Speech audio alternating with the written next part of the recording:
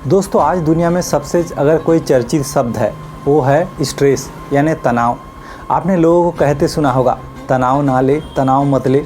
लेकिन तनाव कैसे ना ले, किसी ने आपको सिखाया तनाव को कैसे मैनेज करना है? आपके पेरेंट ने आपको सिखाया? ना कोई स्कूल, ना कॉलेज, ना कोई इंस्टीट्यूट।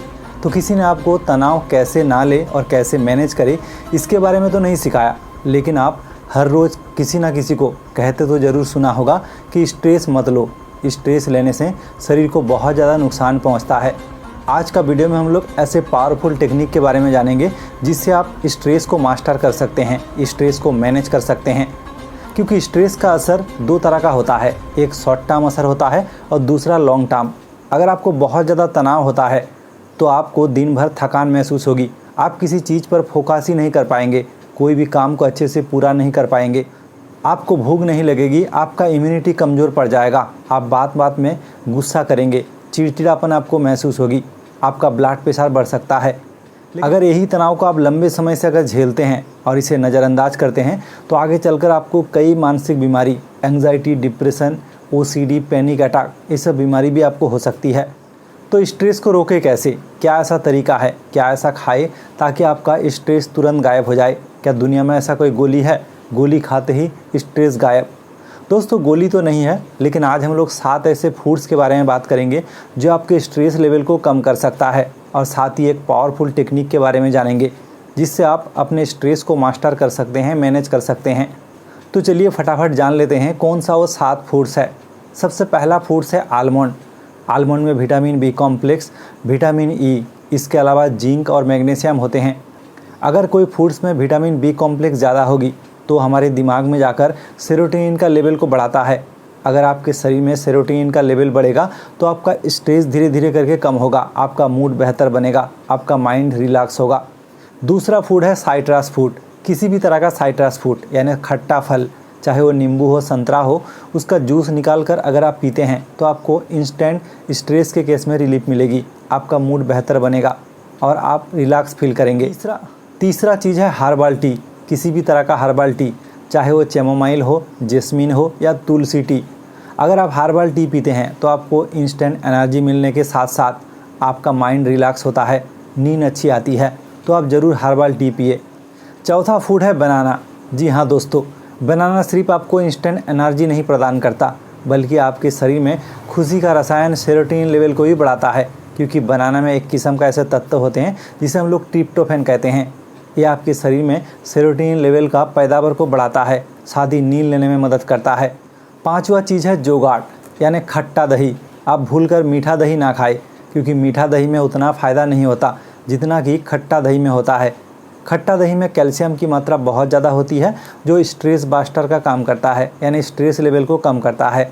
साथ ही इसमें कुछ अच्छे बैक्टीरिया होते हैं जो हमारे शरीर में जाकर बॉडी और माइंड दोनों के लिए बेहतर है, आपके शरीर को पूरी तरह से स्वस्थ रखता है, आपके पाचन तंत्र को भी मजबूत बनाता है। इसीलिए आप जोगाट को अपने डाइट में ज़रूर शामिल करें।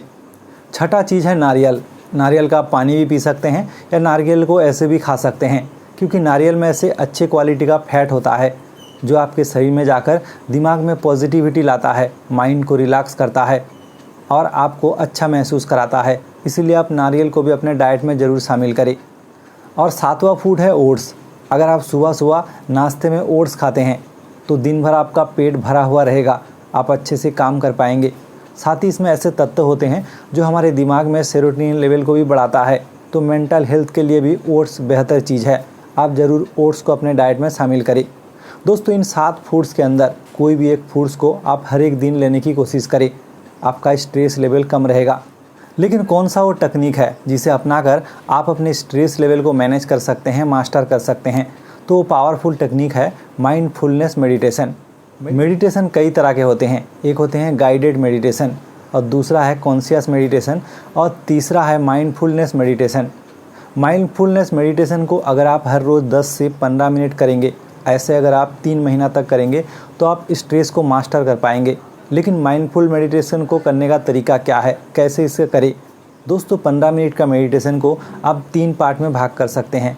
पहला 5 मिनट आप स्ट्रेट होकर बैठ जाइए और पैर से लेकर सर तक शरीर के हर एक ऑर्गन पर आप फोकस करें, उसका हलचल को महसूस करें। ऐसे 5 मिनट करने के बाद दूसरे चरण का 5 मिनट को आप अपने आसपास जो साउंड आता है, अगर पंखा चल रहा है तो उस पंखे का आवाज़ को आप सुनें। ऐसे आप 3 से 4 साउंड अगर एक साथ सुन सकते हैं तो आप देखेंगे आपको एक अलग सी फील होगी। अगर आप इसे बढ़ाकर 5 साउंड तक अगर सुन सकते हैं, यानी आपका जो मेडिटेशन है वो एडवांस लेवल तक जाएगा। उसके बाद का 5 मिनट जो है आप अपने ग्रेटिट्यूड फीलिंग को जाहिर करें, यानी हर एक चीज़ पर आप शुक्रिया अदा करें। आपके पास जो चीज़ है, दुनिया के शायद लाखों करोड़ों लोगों के पास वो नहीं है, लेकिन आपके पास जो नहीं है उसे लेकर आप दुखी होते हैं। बजाय आपके पास जो है उसे अगर आप सोचते हैं, उसे अगर आप फील करते हैं, उसके लिए अगर शुक्रिया अदा करते हैं तो आप कभी दुखी नहीं होंगे। इस चीज़ को आप 5 मिनट तक फील करें। ऐसे अगर आप माइंडफुल मेडिटेशन को दिन ब दिन करते जाएंगे तो आपके अंदर ग्रेटिट्यूड फीलिंग आएगी और आप तनाव कम करेंगे।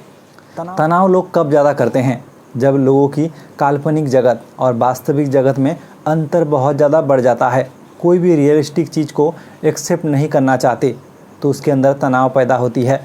अगर आप रियलिस्टिक होंगे तो आप तनाव कम करेंगे। इसीलिए कोशिश करें रियलिस्टिक होने की और कोई भी रियल चीज़ को एक्सेप्ट करने की। अगर आप ये सोच बदल सकते हैं तो आपके अंदर तनाव कम होगी। उम्मीद है दोस्तों वीडियो आपको इन्फॉर्मेटिव लगा।